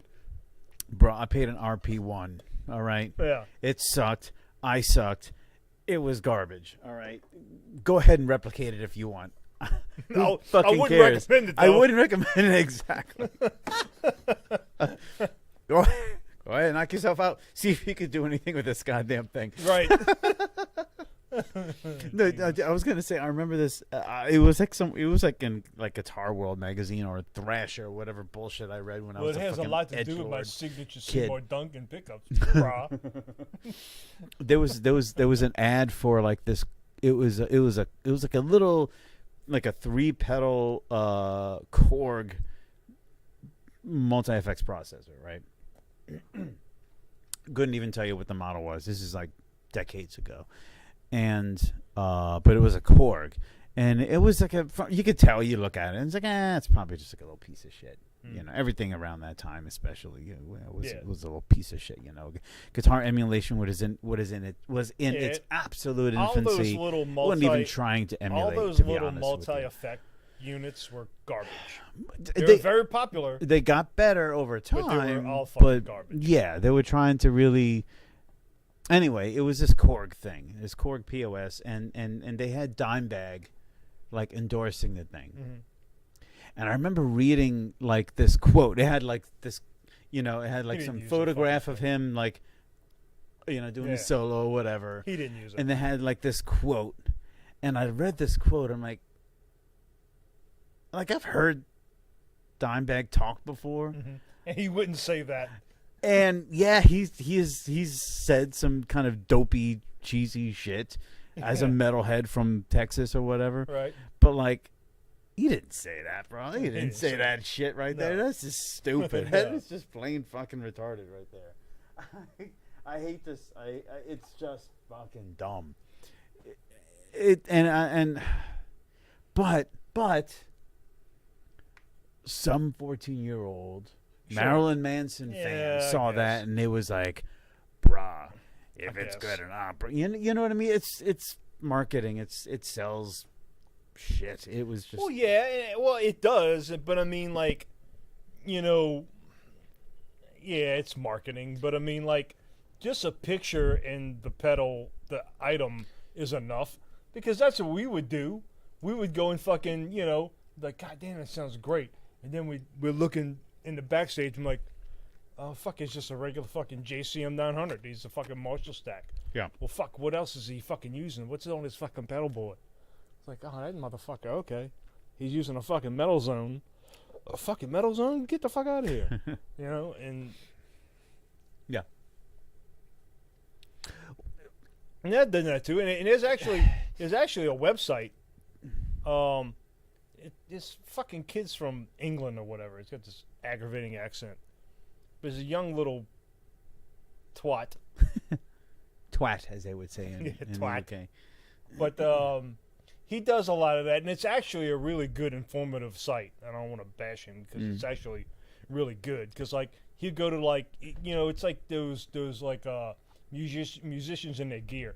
Well, he doesn't, like, go and, like, interview. Mm-hmm. He does the research, and he actually does really good research. Okay. And, like, he did one on Cliff Burton, and he goes to all the different instances. Like, he hasn't been seen using this bass up until this tour was the last time he was seen with this bass. There was no, you know, records of him using this bass when they recorded this album, but he exclusively used this bass to record Kill 'Em All, and this is what he used, and then he went to the Aria, and blah, blah, blah, and, you know, in his source of speakers, he moved to this, and then he moved to that, and it's actually pretty informative for stuff like that, but, I mean, that's what we would do. I mean, we would look to see what people are fucking using, you know? Oh, hell yeah. We're just trying to come up with ideas. Well, especially because, I mean, at the time, I couldn't afford, like, dick, you know? I mean, I spent, dude. Half the pedals we had is what people gave us. So my first amp, first, like, full-sized amp was that Sovtech. Yeah, and, you know, the funny thing is that Sovtech, that MiG-100, is a very sought-after fucking head now. Well, thanks, Katrina. It fucking washed that. Actually, it did wash away, but not because it was in my house. It was at Lanny's shop. Yeah, and you know, if it was in the fucking sheds here in St. Bernard, it would have been completely fine. I know. But that fucking place didn't get a drop of water. He was struggling to find the thing. He couldn't find schematics. Yeah, he couldn't find any information. I'm sure now you could. But at the time, I mean, it was kind of difficult to find. Well, the internet was around, of course. Yeah, but it wasn't as extensive as it is now, and they didn't have people.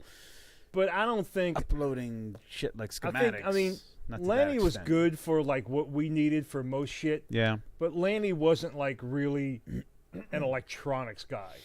Yeah, I guess so. If you would have taken it to like just an electronics guy, he would have been able to pop that thing open and like, okay, they're doing this. They're running the power this way. Okay, sure. All right, I'll see what's going on.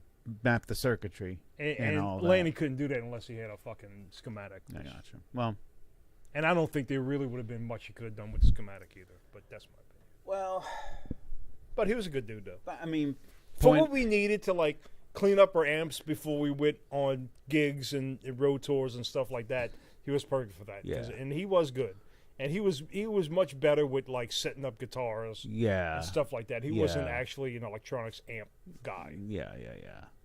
Well, but at that time, he knew more about the shit than we did, for sure. Do you know how much I paid for that thing? Like $100. It was like $400. Oh, was it that much? Yeah. Wow. Yeah, but I mean, it was a good. I mean, well, God, it was it only? It was 2 power. It was 312 AX7 preamps and was it 5881s? 8081s. 8081s? What did I say? 50. Yeah, I think is it 5881s? Is that the fucking power? Dude, I'm so fucking. I haven't changed a tube. I think it's 88s. That's what they called decades. 88s. Okay. Out of power tubes. Okay. Versus 6L6s. Yeah, 6L6s. Those were the biggest. Right.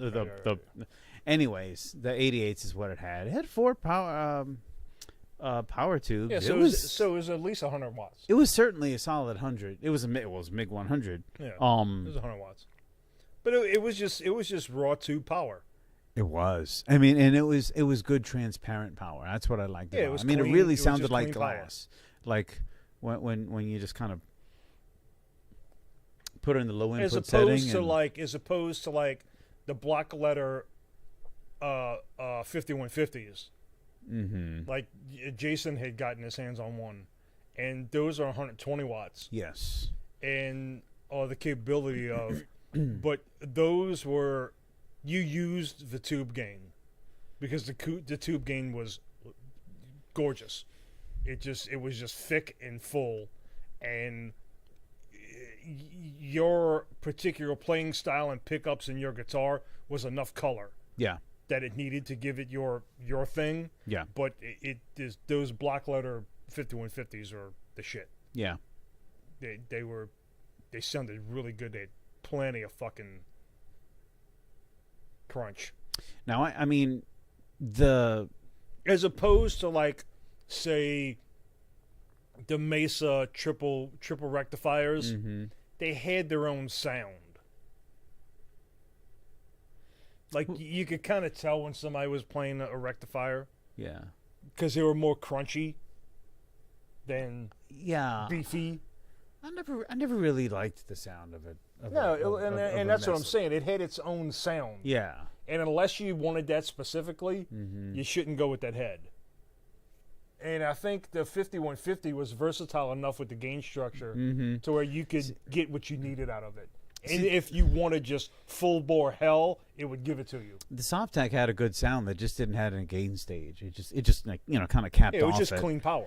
Well, yeah, I mean, it had a high gain stage technically, and you could crank it, but it just wasn't enough. Not for what we were doing. Sure. Not really. But I did have that PV Triple X. Mm-hmm. That was very similar to a 5150. Yeah. In terms, the overall. I mean, it's PV. The sound of the thing, and I really like the sound of the thing. I miss that amp.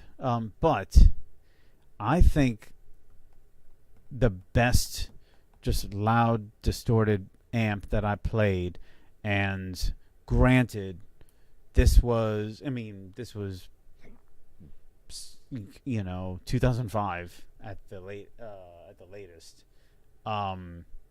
So I'm sure there's some great shit out there right now, but at the time, this is like the best fucking, most ferocious sounding amp was a Bogner Uberschall. Mm-hmm. That was a sweet fucking amp. Sweet fucking amp. Pretty sure it was about 2,000 for like 100. Yeah. It was like 120, maybe 150 watt amp, but it sounded like a fucking dream. Yeah, and mind you, 150 watt tube amp is, it's like the fucking Tyrannosaurus Rex of fucking amps. Yeah. That's fucking monolith. Yeah. It'll make your mother wish you were never born. Yeah. That shit is fucking... It was a sweet sounding amp, though. Man, I remember I went to CNN Music had it out in Kenner. And for me, for bass playing, I mean, you know, and I use distortion, you know, with y'all. Yeah. But you know, still a good clean sound is always super important for bass playing, because even if you went with that, you still wanted to mix some of your, so you didn't lose. Because, you know, back then, even things that were bass distortions or whatever weren't really bass distortions. You lost your bottom end no matter what. The OD3 is kind of, you know, one of the first Boss pedals that really tailored the bass, but that thing's got its own particular sound. Yeah. Like, you can hear it. Like the dude from Converge, he uses one of those pedals and you can hear it. Yeah. You can tell when somebody uses one. Okay. But you know, bass distortion has come a long fucking way now. But back then, my go-to thing for my sound was the SWR SM500. I got it sitting up right there. Actually, I took it out of that rack because I put the two tuners there. So I got the two rack tuners on the workbench. Yeah. So I took the SM500 out, and it's just sitting. It's actually sitting on top of the A10, the Ampeg A10. Oh, okay. It's got the cover on it. No. That's that PVT Max 500. It's just sitting on top of that for right now. Okay, I see. Yeah, it's just sitting up there. Shadow. But I mean, that thing is fucking. I mean, Jesus Christ! I paid almost $2,000 for it, $1,500, $1,900, I guess. But shit, that was back in fucking 98, 97, 96 maybe. Now, you had two SWRs, didn't you? Well, I had that Interstellar Overdrive preamp. Oh, okay, that's what it is. Which had to be used with a power amp, and I had that crown, and it was okay. Okay, yeah, but it just, see, the thing about that gear, I mean, that's a legendary head. Anybody, they know the SM400. That was the one with the red print on it. Yeah. Damn, and like, the interesting thing about that was, it was a true stereo head. It had a left and right channel, and it had a crossover built in. And that was back in, you know, the mid-90s when the 410-15 setup was the thing. For bass players, that was your setup. That was your rack. You had a 15 on the bottom, 410s, and you ran your lows through your 15 and your mids and highs through your, you know, your 410s. But there was and if you look, you're not going to find any true stereo, because that's a true stereo bass head, 250 watts per side. Of course, you can run it mono, but now you will not find a true stereo bass amp. They don't make them, and I think ultimately they finally. It took a while, but you finally realize that 410-15 splitting frequency setups. It sounds. All that shit works out great on paper, but when the fucking sound waves, the frequencies hit your fucking eardrums, it's just, bass is a mono tone, and bass wants to be mono. It doesn't want to be stereo. No matter what you do to it, it wants to be fucking mono, and that's just it. And the best focused sound is just a fucking mono head. Like, you take an Ampeg have A10s it go and just a single too, directed. Because, you know, with the 15s and the 18s and the subwoofers and all that stuff, that's good for like PA systems. But when you're, it doesn't relate, because you're looking at bass as it's a big floppy sound wave, right? And so you're taking a big floppy sound wave and you're putting it through a big sloppy 15 or an 18. That's what she said. Go on. It's just not it. You know, you get much deeper tones and tighter sounding, punchier, modern sound that everybody wants out of the 10s. And the 410s don't work for me. I've destroyed 410s all my life. I've obliterated 410 cabinets. Yeah. The 810s will work, and that's the deal. Mm-hmm. So, that's the ideal setup, and that's what everybody went to. That's the industry standard now. It's just a fucking you throw 500 watts at a fucking 810, and you're good to go. Yeah. And it's all mono. Mm-hmm. But there was something about that SM400 that it's a little hard to describe. It had a roundness to it that I couldn't get out of any other amp. And it had a deepness and a roundness to it. So, like, back when I was playing clean tone, the thing about bass, with the death metal guitars stomping all over the bass frequencies. Oh, yeah. And the mid scoop, that famous mid scoop sound. I regret that mid scoop so It was much. terrible. Yeah. And so, the bass had nowhere to live. Yeah. But so the answer to that was Alex Webster. That fucking ingy. No, I'm good. I just got one. That ingy mid-range bass tone, because that's the only thing that would cut through the mix. Or cut through the mix is an improper phrase, but that's the only hole that was vacant that the bass could be heard in. Mm-hmm. So, after all of that, but even when we were doing that, when we were playing death metal together, I still enjoyed, because I wanted to feel the bass. I wanted to feel it in my chest. Yeah. And even though I knew that ingy, clanky tone was what was going to be heard, I still wanted to crank up the bass shelving on my unit, and I wanted that low rumble bass, and I wanted to feel. And when I could feel it, I got more locked in. And I was so much more locked in with the music and everything, and I could just concentrate more, and I could focus more on what I was doing, when I could feel those low bass tones, and I could feel it. And I'm like, yes, that's what made me happy when I was playing bass. Yeah. And so that's what I kind of always stuck with.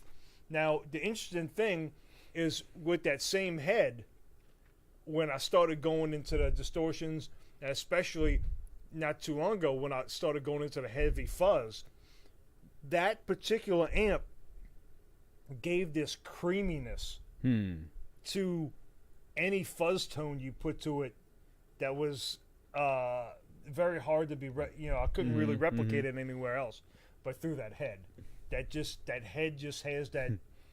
And I wasn't running it stereo anymore. Yeah. I was running it mono because it was pointless.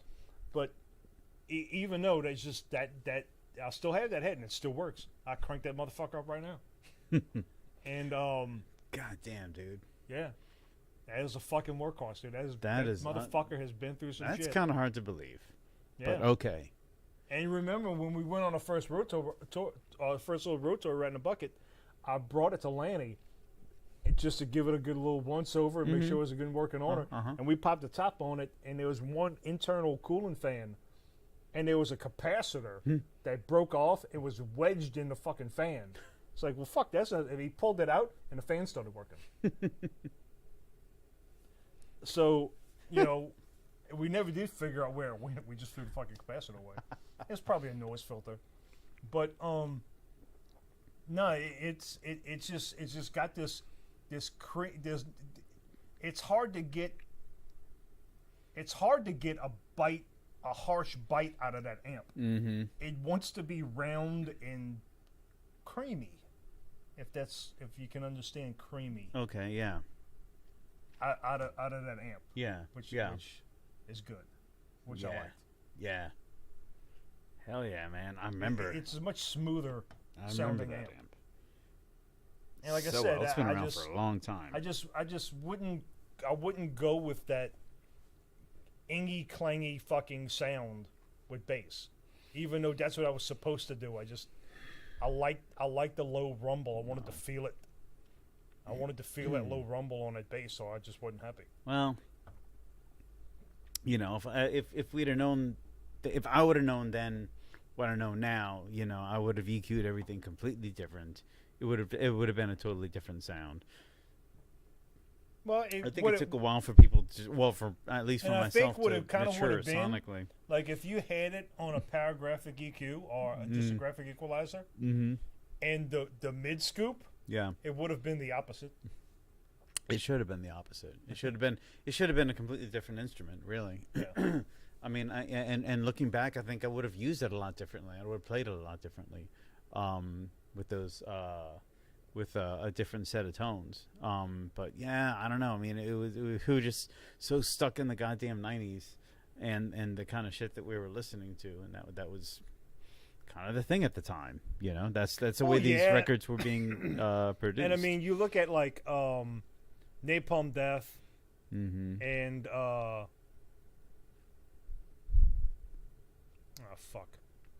Obituary. But they were really the best at it, though. They really had that scoop sound, and Bolt Thrower really had that scoop sound like down pat. Like, you know, it really sounded good. And what we were doing was just fetal attempts at getting that the scoop sound had its thing, you know. They must have dialed it in just right. Yeah, and they were really good at it, and like Bolt Thrower really had that fucking scoop sound tuned in. They really dug their sound. Napalm Death really had it tuned in, you know, the way those guitars sounded. But at least the later stuff, the earlier stuff was. I mean, and there's the point. So do you remember any bass lines in fucking Bolt Thrower? No. No, because you couldn't hear them. There you go. Us metal bass players, we've been through some shit. But we're turning the corner. I feel we're about to turn this franchise around. Yeah, dude. Yeah, bass is being heard on metal albums again. Thank you, Jason. You had to fucking do it, buddy. But you did it. God bless you, son. What's he doing, by the way? He's just living this fucking life, dude. I seen an interview with him not too long ago, and he does this little solo thing. He, you know, he's got sitting on piles of fucking cash and just, you know, enjoying his family, fucking playing with friends and shit. And I see him playing like I don't think he's doing anything super serious. Country or anything, but it was more. It was not metal. It was something. Yeah, it's more like a. Well, he does have something. No, he does have something that I think he put out not too long ago, and it's metal-ish. Is it? Okay. Yeah. Maybe I'm misremembering. I don't know if it's just called Newstead or something. I don't know. Oh God, why do we? I would never just name a project my last name. You know, I thought. Belladonna was really dopey when fucking Oh shit! God damn it, Newstead, motherfucker! All right, do what you will, man, but like, just come up with a name for your band, just anything. And from what I remember listening to it, it's certainly not terrible. Okay, it's not something that I would. You know, download and add to my library. Right. But it's not fucking. It's not bloody awful. It's not. Okay. It's not. Newstead, look at that. Newstead metal. It's got a little star inside a circle and everything. And I don't know if this is the. Oh shit! I turned my Bluetooth back. All right, Newstead. If that is your real name.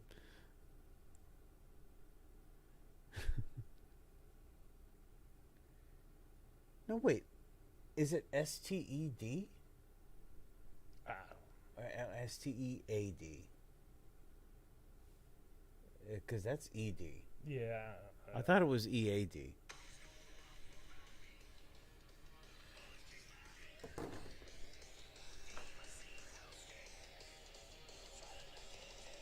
Yeah.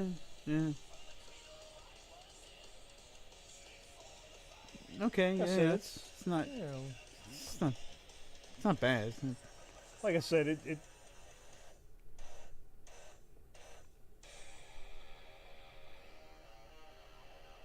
okay. kind of Motorheady. Yeah. Kind Sure, of, sure, but, sure, but sure. it like I said, it's not something I would download to my library. Right. But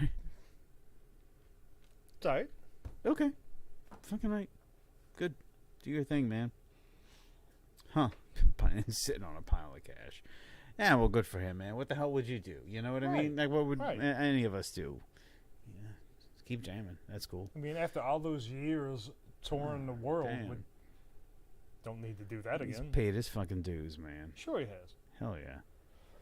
All right. Thanks, Kirk, for being such a fuck up. Well, I mean, not really. I mean, it's he has yet to fully embarrass himself. No, And like I make said, himself an ass in one of our stupid little stories. I like Kirk as a guitar player. I Yeah. like him as a solo player. I always kind of did. I like a lot of his solos. A lot of the earliest stuff were kind of just, they were what they were, but they were okay. But like, especially like I said, especially the stuff on Justice. Mm-hmm. I think a lot of his guitar work was phenomenal. It was really, really, really good. Okay, yeah. On Justice, I enjoyed like his solo on One is fantastic. He was great It's a on really good solo. He was great on Puppets, man. Yeah, and he was good on Puppets. I thought it sounded better. I mean, sonically, I thought it sounded his tone was better on Puppets than it was on Justice, in my opinion. Justice had a very thin sound. It was weird, but Well, yeah, now regardless of that, right. regardless But of the that, playing, his playing I thought was great. it felt Like, solid on Puppets. his solos were good. Yeah. Have you heard his solo? No. Okay, I've heard a little bit of it. Yeah. It doesn't want to make me hang myself. Yeah. Yeah. Okay. It's surprisingly not shitty. I mean, It's surprisingly not shitty. it's no, you would kind of expect it to be.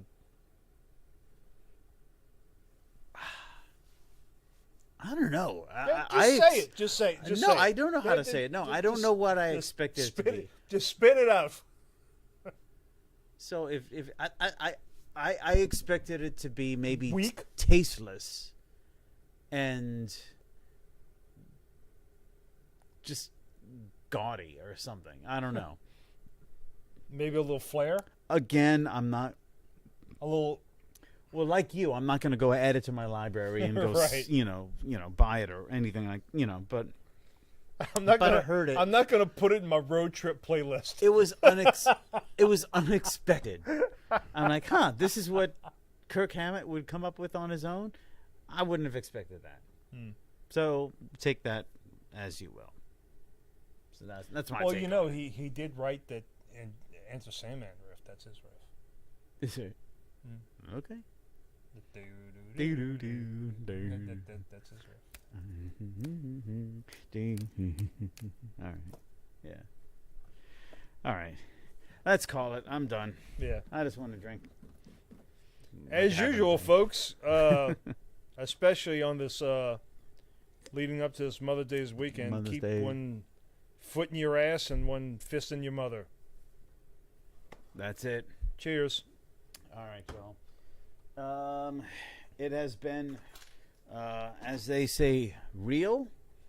So, as usual, appreciate you. And we will be signing off. Appreciate you. And if all goes well, be back in a couple weeks. Next Tuesday.